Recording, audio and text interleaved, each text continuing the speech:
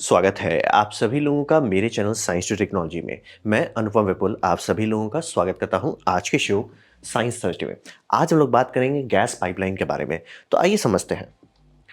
तो सबसे पहले समझिए कि हम लोग को ज़रूरत क्या है। ज़रूरत इसलिए कि हम लोग को ये चाहिए अनलिमिटेड पावर।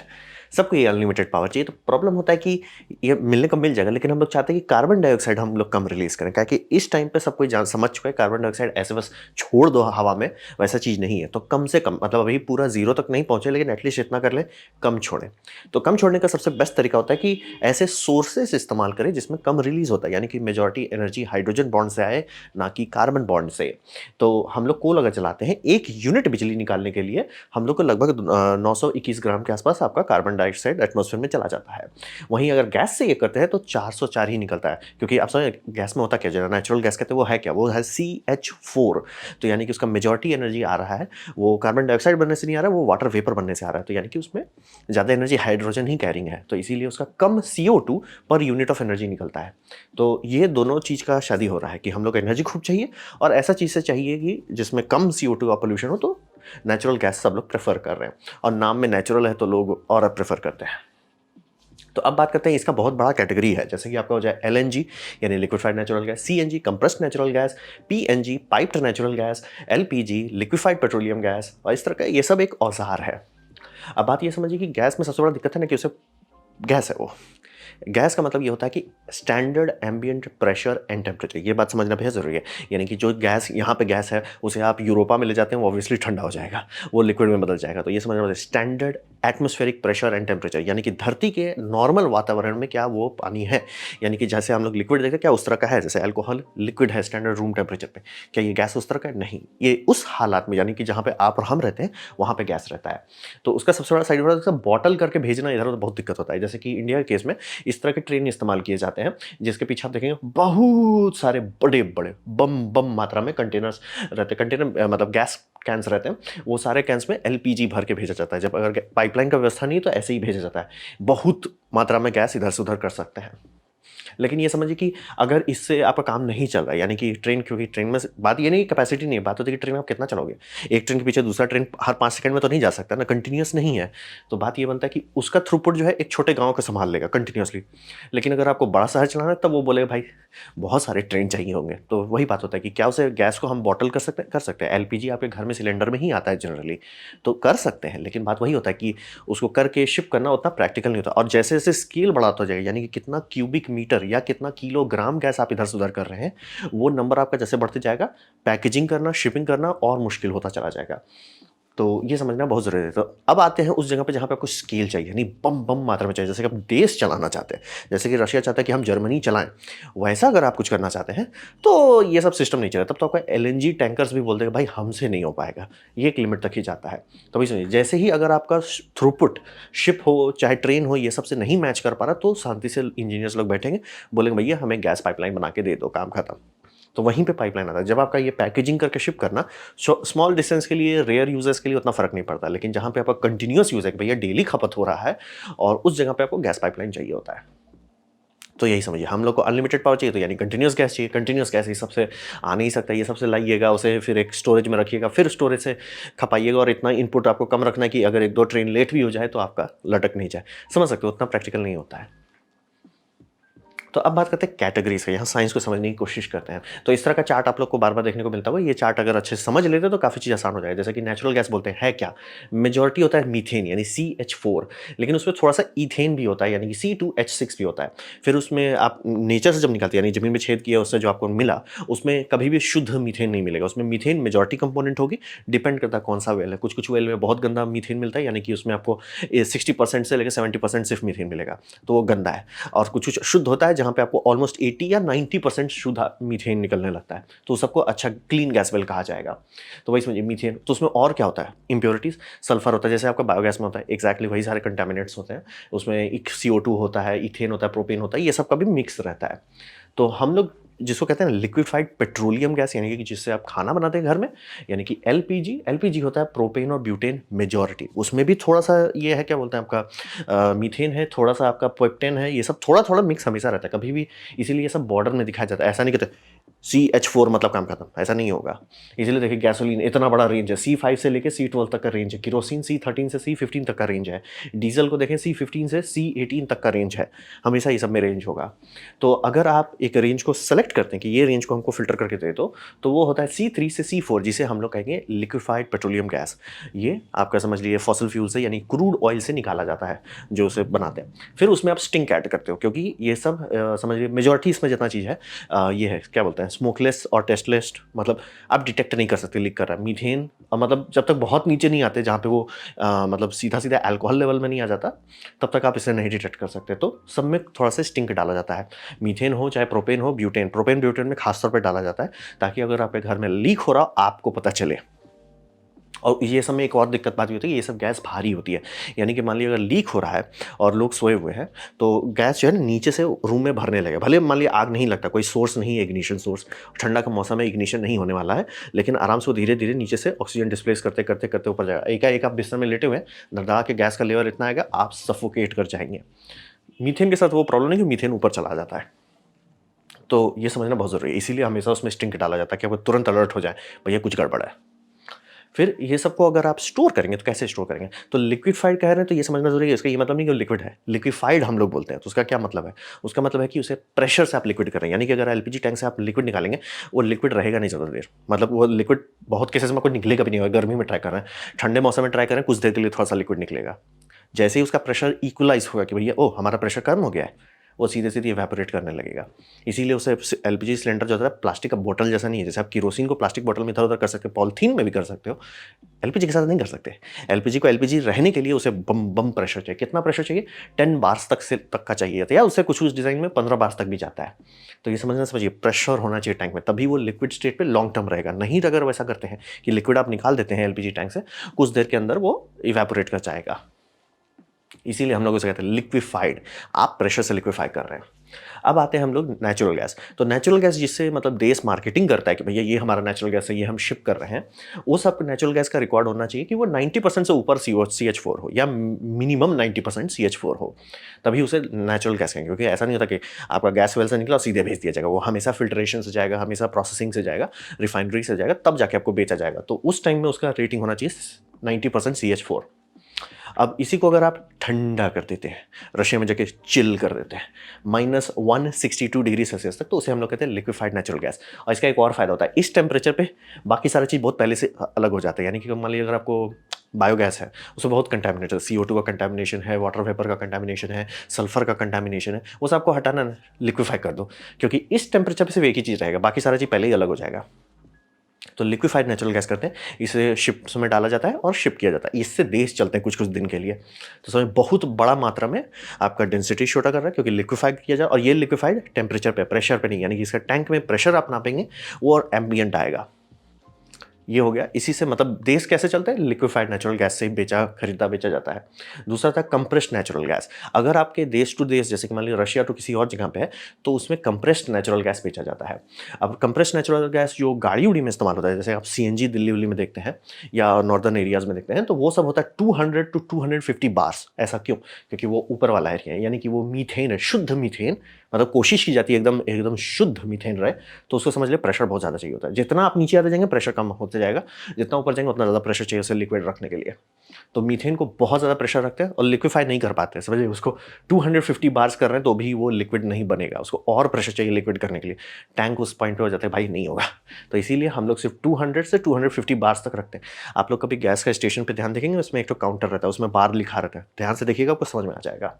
उसको PSI में कन्वर्ट करना कितना होता है, वो 36,000 ये मतलब 3600 PSI तक चला जाता है, बहुत हाई होता है।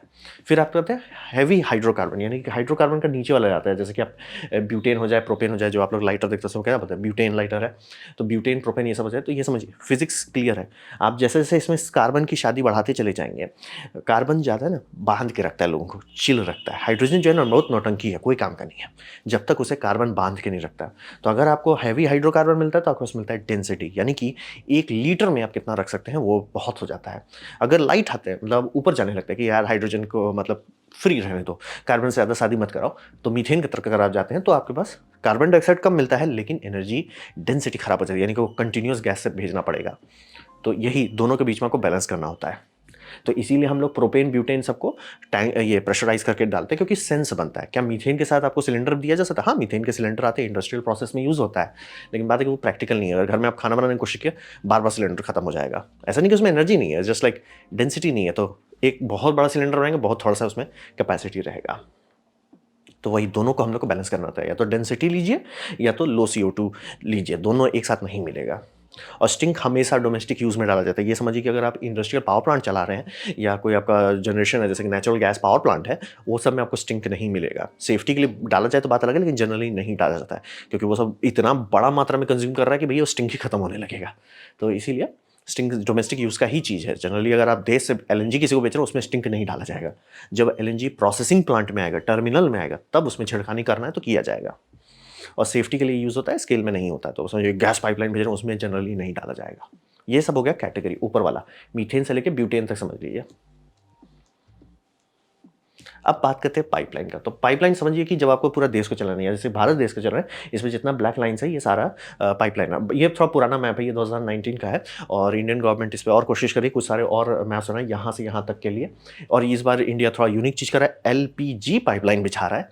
बाद में एक्सप्लेन करूँगा क्यों कर रहे हैं। तो वही समझिए, जब आपको पूरा देश चलाना है तो आपको गैस पाइपलाइन चाहिए, क्योंकि तब LNG कैरियर्स भी हो जाता है, वो स्लो हो जाता है। तो क्या किया जाता है, LNG कैरियर्स बहुत सारे टर्मिनल्स में आते हैं, जो आप देख सकते हैं यहाँ पे लिखा हुआ है कि एक्जिस्टिंग LNG टर्मिनल्स। इंडिया में अगर खरीदता है वो गैस किसी से, चाहे वो रशिया से हो, चाहे ओपेक से हो, ये सबसे जो आते हैं वो टर्मिनल्स में आते हैं। टर्मिनल से तो देश में कैसे जाएगा? टर्मिनल तो आपका पोर्ट में हुआ, टर्मिनल से देश में कैसे जाएगा? वो काम होता है ये सब पाइपलाइन का करने का। तो वही समझिए। और अगर आपको देश के अंदर करना है तो पाइपलाइन ही से कर रहे हैं ना, तब देश के अंदर तो आप शिप नहीं चलाओगे ना। और ट्रेन से भी जो मैंने एग्जांपल दिखाया था वो बहुत ज़्यादा नहीं कैरी कर सकता, तो आपको पाइपलाइन पे खर्च करना पड़ता है। अब इंडिया में हिसाब ये है कि ये LPG का पाइपलाइन इसलिए बिछाया जा रहा है कि इंडिया में LPG का खपत बहुत है, बहुत बहुत बहुत ज़्यादा है, और प्रैक्टिकल भी है। क्योंकि आप गाँव देहात में गैस पाइपलाइन बिछाने की कोशिश की, वो बहुत इनप्रैक्टिकल रहेगा, बहुत ज़्यादा इनप्रैक्टिकल रहेगा। तो सिलेंडर प्रैक्टिकल है, तो क्या किया जाए? तो बात है दोनों की शादी करा रहे हैं कि भैया टर्मिनल में आपका है क्रूड ऑयल से आपने बनाया, या आप कहने को CH4 से भी बना सकते हैं। तो आपने बना लिया, अब उसे LNG का पाइप से, यानी कि लिक्विफाइड नेचुरल गैस की जगह पे आप उसे ये लिक्विफाइड नेचुरल ये पेट्रोलियम गैस का इस्तेमाल करके आप उसे लिक्विड भेज रहे हो। और ये पाइप खास तौर पे रहता है ताकि उतना प्रेशर बर्दाश्त कर सके। और ये जाते हैं बॉटलिंग टर्मिनल्स में, यहाँ पे बॉटल किया जाएगा। जैसे कि कुछ डिस्ट्रिक्ट्स में जहाँ पे बॉटलिंग प्लांट्स हैं, वहाँ पे वो पाइप आता है, वो पाइप से करते हैं। ना कि वो इंतजार करेंगे कि भैया ट्रेन आए, ट्रेन से हम डंप करें, फिर हम छोटे छोटे नहीं, हमारे पास पाइप आ रहा है, पाइप से हम सीधे सीधे छोटे सिलेंडर में डालते जा रहे हैं। यही समझिए। तो पाइपलाइन से बॉटलिंग प्लांट्स में दिया जाता है, और वो सारे सिलेंडर पूरे भारत में डिस्ट्रीब्यूट होता है। तो वही समझिए, इसलिए जो आपको पिंक लाइन दिख रहा है, ये लाइन बनाया गया है प्लांट गैस पाइपलाइन, क्योंकि समझ लीजिए सेंट्रल एरिया मतलब अनफुलफिल्ड है, मतलब लार्ज मात्रा में अभी भी वहाँ ट्रेन भेजना पड़ता है। ऐसा नहीं कि नहीं कर सकते, बस बात होता है कि आसानी से इफ़िशिएंटली करें। तो वही उसमें इंडिया खूब मेहनत कर रहा है। अब बात करते हैं सर, जो नेचुरल गैस पावर प्लांट, जैसे कहते हैं गैस पावर प्लांट, वो नेचुरल गैस पे चलता है, LPG पे नहीं चलता है, नेचुरल गैस पे चलता है।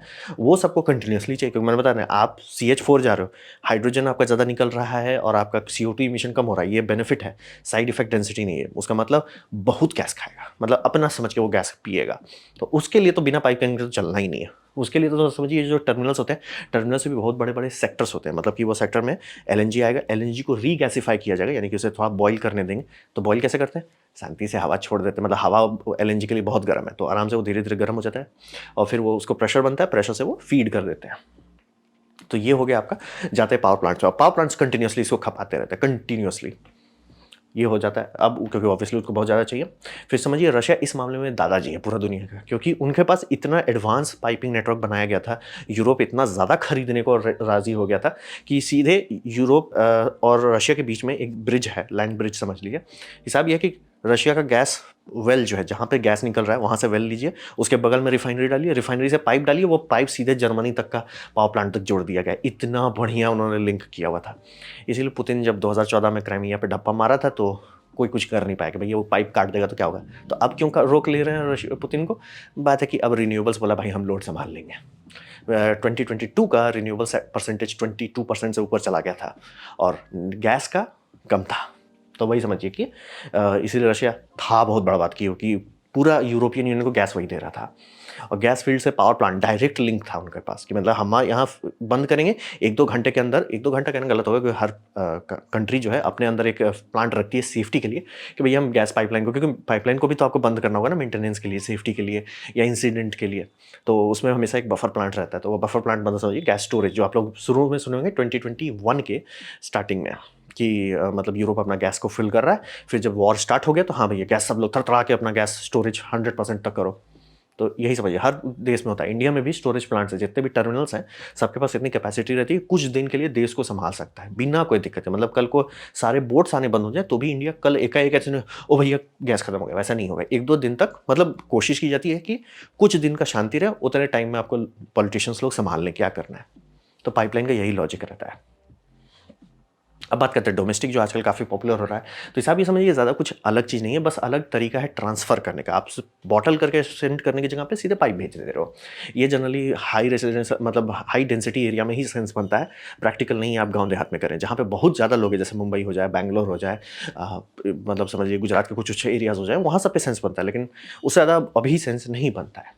और हिसाब ये समझिए कि बहुत सारे देश इसमें ये हैं पाइप्ड गैस हैं, लेकिन उसमें एलपीजी नहीं भेजा जाता, उसमें CH4 भेजा जाता है, यानी कि मीथेन, यानी कि कंप्रेस्ड नेचुरल गैस भेजा जाता है, ना कि एलपीजी। लेकिन एलपीजी के लिए आप बना सकते हैं, अगर आपकी गवर्नमेंट, देश की गवर्नमेंट है बोलती है कि मुझे एलपीजी चाहिए तो एलपीजी मिल जाएगा। लेकिन जनरली जो भी आपको मिल रहा है, अदानी का भी कर लीजिए, उसमें जनरली सीएनजी है, ना कि एलपीजी। तो कैसे उसको आप घर में यूज़ करेंगे? सबसे पहले आपका जितना स्टोव होता है, स्टोव में बर्नर्स ऐसे होते हैं, बर्नर्स चेंज करवाया जाएगा। वो जो भी आके लगाएँगे वो बता देंगे भैया आपका बर्नर्स का साइज़ सही है या गलत है, अगर गलत है तो वो चेंज कर देंगे, ताकि आप उसको CH4 का प्रेशर कम रहता है, ऑब्वियसली पाइप से भेज रहे हैं प्रेशर कम रखते हैं, टैंक वाला बात नहीं है, तो प्रेशर कम रहता है, उसके हिसाब से नॉज़ल चेंज किया जाता है। और फिर आपकी मीटरिंग की, आप कैसे पैसा दोगे, वो इस तरह के मीटर्स रहते हैं जो क्यूबिक मीटर्स में नापता है, किलोग्राम में नहीं नापते हैं, वो क्यूबिक मीटर्स में नापते हैं कि भैया कितना क्यूबिक मीटर आप खाए हो, उसके हिसाब से आपका बिल आ जाता है। और इसका सबसे बड़ा फ़ायदा होता है कि जैसे अदानी गैस जो पाइपलाइन बिछा रहा है, तो उसके पास है कि कितना प्रॉफिट होगा उससे, बहुत ज़्यादा नहीं होगा, लेकिन उनका फ़ायदा है कि वही मतलब समझिए गैस पाइपलाइन जो बिछा रहे हैं, उसी पाइपलाइन से ये फ्यूल पंप उसमें दे रहे हैं कि भैया फ्यूल पंप में जो आपका सीएनजी स्टॉल है, वो स्टॉल भी हमारे इसी गैस से चलाओ। ऑब्वियसली वो डायरेक्टली नहीं जोड़ेंगे, उतना प्रेशर नहीं होता, वो जाएगा एक कंप्रेसर में जाएगा, कंप्रेसर एक बड़े टैंक में और हाई प्रेशर में उसको कन्वर्ट करके स्टोर करते रहेगा, और उससे आप अपना गाड़ी उड़ी आराम से चार्ज कर लीजिए। तो इससे ये फ़ायदा होता है कि एक ही इंफ्रास्ट्रक्चर से 2 चीज़ को संभाल रहे हैं, डोमेस्टिक यूज़ संभाल रहे हैं, रेस्टोरेंट यूज़ संभाल रहे हैं, मतलब समझिए इंडस्ट्रियल यूज़ है वो सब भी संभाल ले रहे हैं, और जो आपका फ्यूलिंग स्टेशन है उसे भी कर लेते हैं, तब इसका प्रैक्टिकल फाइनेंशियल सेंस बनता है।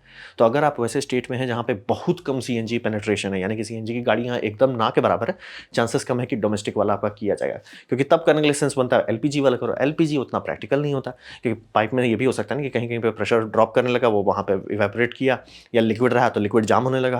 तो आप चाहेंगे, आप चाहोगे पाइप है तो सिर्फ गैस ही रहे या सिर्फ लिक्विड रहे। बीच वाला चीज़ आप पाइप के लिए बहुत दिमाग खराब करता है, आधा अधूरा चीज़ नहीं आप डालना चाहते हो, आप चाहते हो कि भैया शुद्ध गैस रहे या शुद्ध लिक्विड रहे।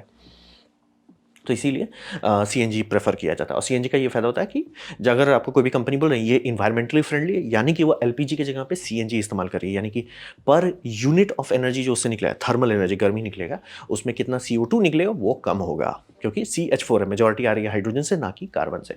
कार्बन बढ़ते जाएगा, डेंसिटी बढ़ती जाएगी, कैरिंग कैपेसिटी आसान होते जाएगा, लेकिन आपका CO2 बढ़ता चला जाएगा। तो डोमेस्टिक में यही लोचा रहता है। इसीलिए आपको बहुत जगह पे आपको दोनों दोनों एक ही साथ दिखेगा कि भैया अदानी का आपका गैस पाइपलाइन भी है और अदानी का फ्यूल पंप्स भी है, क्योंकि वो दोनों एक ही चीज़ से चला रहे हैं। प्रैक्टिकल रहता है, कॉस्ट इफेक्टिव।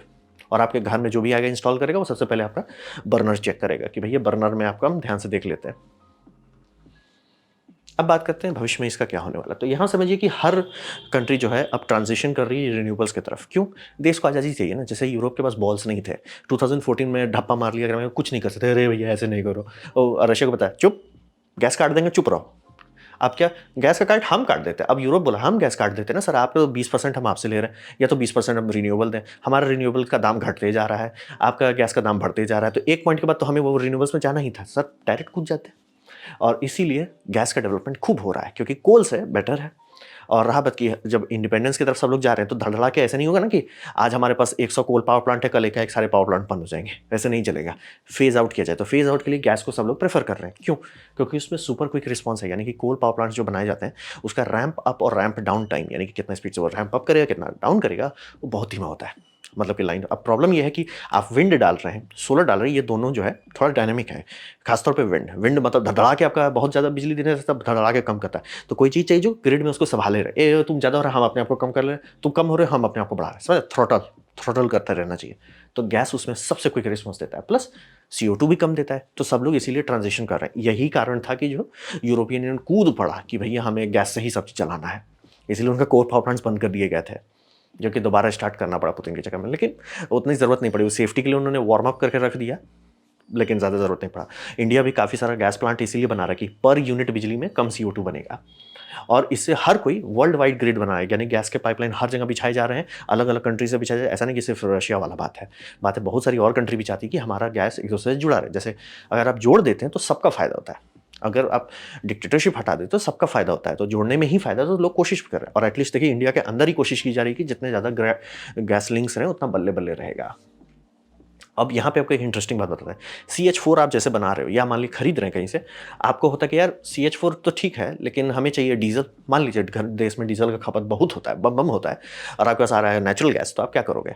बात है आप नेचुरल गैस को इसमें डीजल में बदल सकते हो। उसे हम लोग कहते हैं गैस टू लिक्विड प्रोसेस। एक नई टेक्नोलॉजी कहना गलत होगा, 1980s का है, लेकिन मतलब एक प्रोसेस है कि आप LNG खरीदिए और उससे आपको जो बनाना बना लीजिए। मतलब हाइड्रोकार्बन का जितना हैवी चेन बनाना बना सकते हैं। जैसे हम लोग पैरालिसिस से उल्टा करते हैं कि मतलब हैवी चेन को तोड़ के छोटा करते हैं। जैसे आप प्लास्टिक लेते हो, आप चाहते हो प्लास्टिक को मैं डीजल में बदलूं, तो आप क्या करोगे? उसे एक चेंबर में सील करोगे, उसमें ये आपका O2 हटा दोगे, ऑक्सीजन हटा दोगे, फिर उसे हीट करोगे। क्या होगा? लंबा मॉलिक्यूल से टूट के जाएगा, टूटने पर क्या होगा? छोटा हो जाएगा, छोटा होकर क्या होगा? डीजल बनेगा, क्योंकि आप पॉलीथीन का इतना बड़ा मॉलिक्यूल को छोड़ के डीजल में इतना में तोड़ दे रहे हो। इसका उल्टा भी हो सकता है कि आप छोटा सा मीथेन लीजिए, उसकी शादी करा के आप उसे बड़ा करा दें। तो ये लिक्विड टू गैस प्रोसीजर कहा जाता है। आप गूगल कर सकते हैं, बहुत इंटरेस्टिंग है ये प्रोसीजर। और फिर अब बोलेंगे कि मैं ये कह रहा हूँ रिन्यूएबल्स, तो ये तो रिन्यूएबल्स नहीं है। अगर उसे शिफ्ट कर दिया जाए फॉसिल फ्यूल से, यानी कि गैस वेल से निकालने की जगह पे बायोगैस से, तो रहा बात की बायोगैस क्यों होगा? बात है कि इंसान है ना, ये है तो ये है, तो इसका मतलब क्या है? इसका मतलब है कि इसको फीड करने के लिए बहुत सारी चीज़ें, जैसे आपके बायोमैटर्स हो जाए, जैसे कि आपकी गाय हो जाए, तो गाय है तो गाय से पीछे से भी तो कुछ निकलेगा, वो निकलेगा तो उससे कन्वर्ट करो। और यहाँ पे समझना बहुत जरूरी है, ये देश के लिए करना जरूरी है। ऐसा क्यों? अगर आप पर्यावरण का केयर करते हैं तो आपको ये सुनना होगा, समझना होगा कि मीथेन CO2 से बहुत ज़्यादा खतरनाक है। बहुत बहुत बहुत ज़्यादा खतरनाक है। कितना खतरनाक है? अगर मीथेन लीक हो रहा है, हर इन्वायरमेंटलिस्ट जो मतलब पढ़े लिखे हैं वो शांति से चुपचाप से उसमें आग लगा दो, क्योंकि CO2 कम नुकसान करता है कंपेयर टू CH4। CH4 बहुत गंदा ग्रीन हाउस गैस है। तो CH4 का इमिशन जो देश से हो रहा है उसे रोकना ज़रूरी है, नहीं तो मान लिया हम लोग सारा CO2 रोक दिए लेकिन CH4 पे ब्रेक नहीं लगा पाए, धरती तब भी स्वाहा हो जाएगी। तो इसीलिए हम लोग जितने भी ह्यूमन वेस्ट हैं उसे धीरे धीरे बायोगैस में बदलना ही पड़ेगा, ये हमारे लिए ही है। और बायोगैस हम लोग समझिए ऐसा कर रहे हैं कि इंश्योरेंस पॉलिसी के तौर पर पे कर रहे हैं। मतलब जैसे होता है कचरा साफ कराने में किसी का फायदा नहीं होता, लेकिन लोग खर्चा करते हैं क्योंकि तभी आप रहने लायक जगह रहेगा। वैसे ही हम लोग मीथेन करेंगे, फायदा ये होगा कि उसका खर्चा थोड़ा कम होगा, क्योंकि थोड़ा सा पैसा आपको बिजली से मिल जाएगा। तो बायोगैस का इकोसिस्टम इंफ्रास्ट्रक्चर बहुत सारे और फील्ड से भी चलता है, जैसे आपका काउ डंग से हो जाए, ह्यूमन फीसिस से हो जाए, बहुत सारे इंडस्ट्रियल वेस्ट हो जाए, बायोलॉजिकल वेस्ट हो जाए, ये सब से आप चला सकते हो मीथेन प्लांट। मीथेन प्लांट, ये बायोगैस प्लांट आपका क्या बनाएगा? मीथेन बनाएगा। मीथेन को आप गैस में डाल दो। मीथेन CH4 इस CH4 जो आपके पेट से निकल रहा है वो भी CH4 ही है, जो गाय से निकल रहा है वो भी CH4 ही है। तो ये सारा आराम से स्विच कर सकते हो। इससे ये होगा कि ये कार्बन न्यूट्रल होगा, ना कि कार्बन पॉजिटिव ना ही नेगेटिव। मतलब इसमें है कार्बन डाइऑक्साइड लेकिन वो न्यूट्रल है। न्यूट्रल का क्या मतलब है? यानी कि आप और हम जैसे कार्बन डाइऑक्साइड छोड़ते हैं तो उससे धरती तबाह क्यों नहीं हो जाती? क्योंकि पेड़ जो हम लगाएंगे, जो हम लोग खाएंगे, वो लगाते हैं, वो साइकिल चूस लेता है।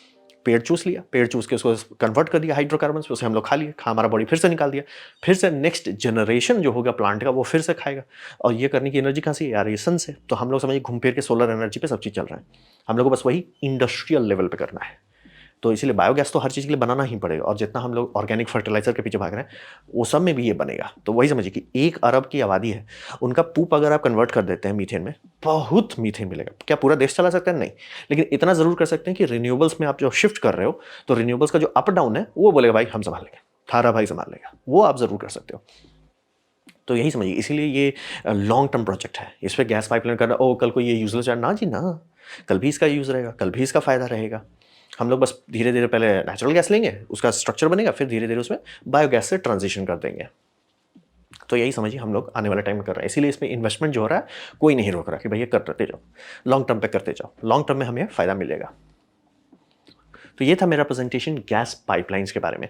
उम्मीद करता हूँ आपको अच्छा लगा, कुछ सीखने मिला, कुछ समझ में आया। अगर ऐसा है लाइक कर दें, दोस्तों के साथ शेयर कर दें, उससे मेरा काफ़ी भला होगा। नहीं अच्छा लगा, नहीं पसंद आया, कोई बात नहीं, आप डिसलाइक दबा सकते हैं। मैं कहूँगा डिसलाइक 2 बार दबाएँ, उससे मुझे पता चलेगा कितना ना पसंद हुआ है। मैं आपसे कहूँगा कि कमेंट लिखें, मैं हर कमेंट को पढ़ने की कोशिश करता हूँ। आपसे कहूँगा सब्सक्राइब कीजिए, बेल दबाइए अगर आप फ्री हैं तो। आपने मेरा वीडियो देखा, मुझे जान के बहुत खुशी हुई। धन्यवाद।